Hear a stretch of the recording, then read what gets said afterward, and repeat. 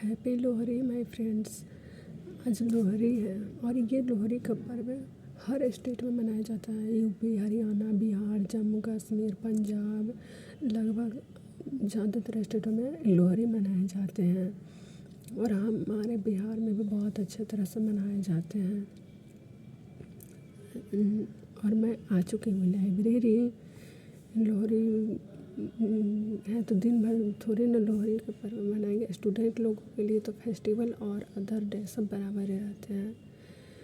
Current affair मैं कर रही थी। करंट अफेयर सबसे पहले तो हम लोग पढ़ना कहाँ से चाहिए, कोई एक मंथली मैगज़ीन फॉलो कीजिए और पर डे का करंट अफेयर आप न्यूज़पेपर से भी कर सकते हैं। मैं दैनिक भास्कर यूज़ करती हूँ ज़्यादातर। तो मैं ज़्यादा हिंदी के लिए बोलूँ तो दैनिक जागरण और कभी कभी भास्कर भी देख लेती हूँ, और इंग्लिश के लिए बोलूँ तो इंडियन एक्सप्रेस देखती हूँ। इंडियन एक्सप्रेस में जो एडिटोरियल का एक पेज आता है, एडिटोरियल लिखा हुआ रहते हैं, वो पेज मुझे बहुत अच्छे से पढ़नी चाहिए क्योंकि उसी में कंट्री ये सब के बारे में दिए रहते हैं। इकोनॉमी पढ़नी चाहिए। न्यूज़पेपर सब पेज हम लोगों के लिए बेनिफिट नहीं है। हम लोगों को सब पेज नहीं पढ़नी है। यूपीएससी वालों के लिए गिनी चुनी पेज ही पढ़नी है। मैं तो जब दैनिक जागरण यूज़ करती हूँ तो उसमें गिनी चुनी पेज जैसे प्लेयर्स वाला देख लेती हूँ और एक एडिटोरियल वाला देख लेती हूँ। बीच में जो आता है इंग्लिश में भी एडिटोरियल वाला देख लेती हूँ और वर्ल्ड वाला देख लेती हूँ। बस उससे मेरा काम बन जाता है। मैं करंट अफेयर के लिए तो न्यूज़पेपर बता दी। अब मैं क्लास करती हूँ जे सर की। यूपीएससी के पीडब्ल्यू के टीचर हैं जे सर, तो जगदीप धनखड़ सर।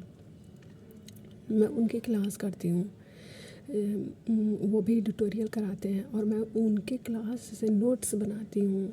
मैंने करंट अफेयर के लिए GS1, GS2, GS3 और GS4 4 को भी अलग अलग डिवाइड कर लिया है कि ये टॉपिक आएगी, ये एडिटोरियल तो किस GS पेपर से रिलेटेड है, और ये टॉपिक ये एडिटोरियल जब कराएंगे सर ये पेपर में मैं पढ़ूँगी तो किस चैप्टर से ये है और किस मेंस के व्यू से कि कौन सा सब्जेक्ट में टॉपिक आ सकता है।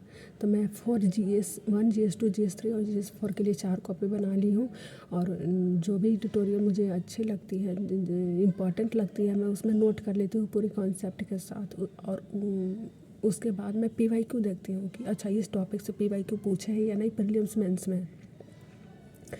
फिर उसके बाद कुछ छूट ना जाए थोड़ा बहुत, इसके लिए मैं मंथली मैगज़ीन फॉलो करती हूँ। तो मैं मंथली मैगज़ीन निकालती नहीं हूँ, मैं प्रिंट नहीं करवाती क्योंकि उसमें भी पैसा वेस्ट चले जाते हैं और स्टूडेंट लोग के लिए तो आपको पता ही है कि कितने पैसे इम्पोर्टेंट है।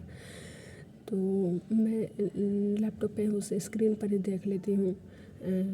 एक बार देख लिया और जो इम्पोर्टेंट लगा उसे मैं नोट कर ली, और वही मेरी जो नोट्स बन गई कॉपी में अलग अलग रखी हूँ, वही कॉपी को मैं हर संडे को पर डे तो उसको मैं नोट कर लेती हूँ और एक सेकंड दिन रिवाइज कर लेती हूँ। लेकिन संडे को मेरा काम ये रहता है कि उस कॉपी को शुरू से लेकर एक वीक के जितने भी मैं करंट अफेयर पढ़ी हूँ उसे रिवाइज करूँ।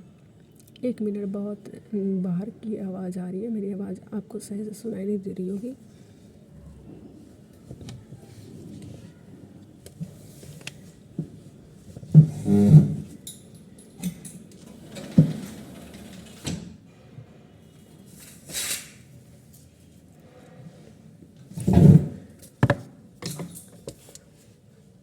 हाँ, तो बात कर रहे थे करंट अफेयर की।